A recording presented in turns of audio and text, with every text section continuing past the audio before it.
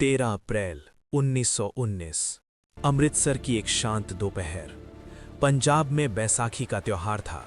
चारों तरफ मेले का माहौल, लोग खुश थे, बच्चे खेल रहे थे और किसी को जरा सा भी अंदाजा नहीं था कि कुछ ही मिनटों में इतिहास का सबसे दर्दनाक अध्याय लिखा जाने वाला था।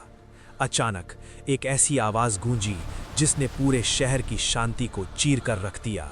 धाएं, धाएं, धाएं, लगातार गोलियों की आवाज। लोगों को समझ ही नहीं आया कि आखिर हो क्या रहा है। कुछ ही मिनटों में अमृतसर का एक छोटा सा मैदान खून से लाल हो चुका था।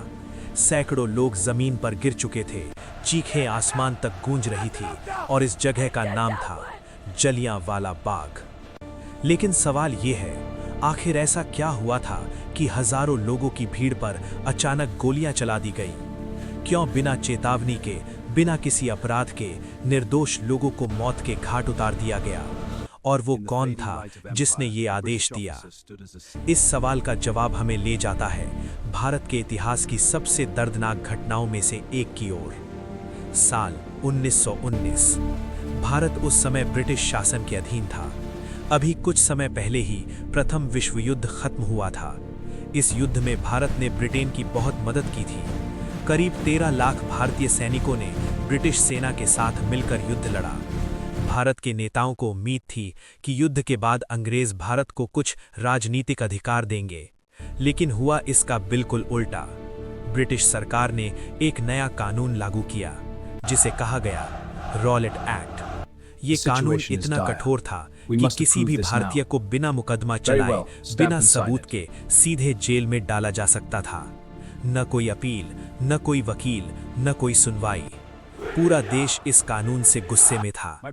भारत के महान नेता महात्मा गांधी ने इसे काला कानून बताया। उन्होंने पूरे देश में इसके खिलाफ आंदोलन शुरू कर दिया। धीरे धीरे ये आंदोलन पूरे भारत में फैल गया। पंजाब भी इस विरोध का एक बड़ा केंद्र बन चुका था। अमृतसर में दो लोकप्रिय नेता थे, डॉक्टर सैफुद्दीन किचलू और डॉक्टर सत्यपाल। ये दोनों नेता शांतिपूर्ण तरीके से लोगों को रॉलेट एक्ट के खिलाफ जागरूक कर रहे थे, लेकिन अंग्रेज सरकार को यह बिल्कुल पसंद नहीं था।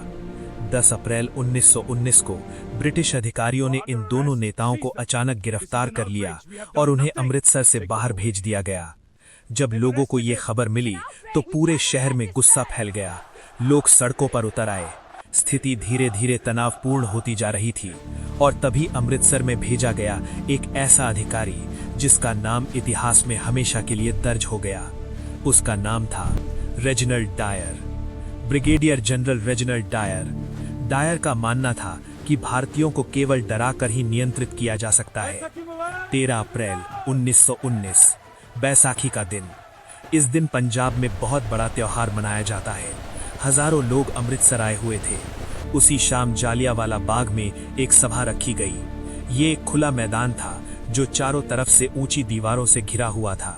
अंदर आने के लिए सिर्फ कुछ संकरे रास्ते थे। उस दिन वहां लगभग 15 से 20 हजार लोग मौजूद थे। कुछ लोग रॉलेट एक्ट के विरोध में सभा के लिए आए थे, लेकिन कई लोग सिर्फ बैसाखी का मेला देखने आए थे। उनमें महिलाएं भी थीं, बच्चे भी थे और बुजुर्ग भी। लोग भाषण सुन रहे थे और तभी जलियांवाला बाग के एक संकरे रास्ते से सैनिक घुसते दिखाई दिए। उनके साथ था जनरल डायर। डायर करीब 50 सैनिकों को लेकर वहां पहुंचा था। सैनिकों के हाथों में राइफलें थी। लोगों को लगा शायद वो भीड़ को तितर बितर करने आए हैं, लेकिन जो होने वाला था उसकी किसी ने कल्पना भी नहीं की थी। डायर ने बिना किसी चेतावनी के सैनिकों को आदेश दिया, फायर। और फिर इतिहास की सबसे भयावह गोलीबारी शुरू हो गई। सैनिकों ने सीधे भीड़ पर गोलियां चलानी शुरू कर दी। लोगों में अफरा तफरी मच गई। लोग इधर उधर भागने लगे, लेकिन जालियांवाला बाग से निकलने के रास्ते बहुत संकरे थे। कुछ रास्तों को सैनिकों ने घेर लिया था। लोग दीवारें चढ़ने लगे। कुछ लोग जान बचाने के लिए एक कुएं में कूद गए, लेकिन गोलियां रुकने का नाम ही नहीं ले रही थी। लगभग 10 मिनट तक लगातार फायरिंग होती रही। करीब 1650 गोलियां चलाई गई। जब गोलियां चलनी बंद हुई तो वहां सिर्फ सन्नाटा था। जमीन पर लाशें पड़ी थी। घायल लोग दर्द से कराह रहे थे। ब्रिटिश सरकार के अनुसार 379 लोग मारे गए, लेकिन भारतीय स्रोतों के अनुसार ये संख्या 1000 से भी ज्यादा थी। हजारों लोग घायल हुए, लेकिन सबसे अमानवीय बात ये थी कि जनरल डायर ने घायल लोगों की मदद करने की भी अनुमति नहीं दी। लोग पूरी रात वहीं पड़े रहे। जब ये खबर पूरे देश में फैली तो हर भारतीय के दिल में गुस्सा भर गया। महान कवि रविंद्रनाथ टैगोर ने विरोध में अपनी नाइटहुड की उपाधि लौटा दी। महात्मा गांधी ने अंग्रेजों के खिलाफ आंदोलन और भी तेज कर दिया, लेकिन इस घटना ने एक युवा के दिल में बदले की आग जला दी थी। उस युवा का नाम था उधम सिंह। उधम सिंह उस दिन जालियांवाला बाग में मौजूद थे। उन्होंने अपनी आंखों से ये भयानक दृश्य देखा था। उन्होंने उसी समय कसम खाई कि वो इस हत्याकांड का बदला जरूर लेंगे। और फिर 21 साल बाद 13 मार्च 1940 को लंदन में उधम सिंह ने माइकल ओडवायर को गोली मार दी। माइकल ओडवायर वही व्यक्ति था जो उस समय पंजाब का लेफ्टिनेंट गवर्नर था और जिसने डायर का समर्थन किया था। उधम सिंह को गिरफ्तार कर लिया गया और 31 जुलाई 1940 को उन्हें फांसी दे दी गई। लेकिन उन्होंने दुनिया को याद दिला दिया कि जालियांवाला बाग के जख्म कभी नहीं भुलाए जा सकते। आज भी अमृतसर में जालियांवाला बाग एक स्मारक के रूप में मौजूद है। दीवारों पर आज भी गोलियों के निशान दिखाई देते हैं।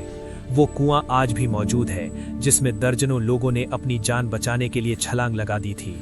हर साल हजारों लोग वहां जाते हैं और उन शहीदों को श्रद्धांजलि देते हैं। जालियांवाला बाग केवल एक घटना नहीं थी, ये वो पल था जब भारत ने तय कर लिया था कि आज़ादी अब सिर्फ एक सपना नहीं बल्कि एक संकल्प है। एक ऐसा संकल्प जिसे पूरा करने के लिए हजारों लोगों ने अपने प्राण न्यौछावर कर दिए। और शायद इसीलिए 13 अप्रैल 1919 का वो दिन भारत के इतिहास में हमेशा याद रखा जाएगा, क्योंकि उस दिन जालियांवाला बाग में सिर्फ गोलियां नहीं चली थीं, उस दिन भारत की आज़ादी की लड़ाई और भी तेज हो गई थी।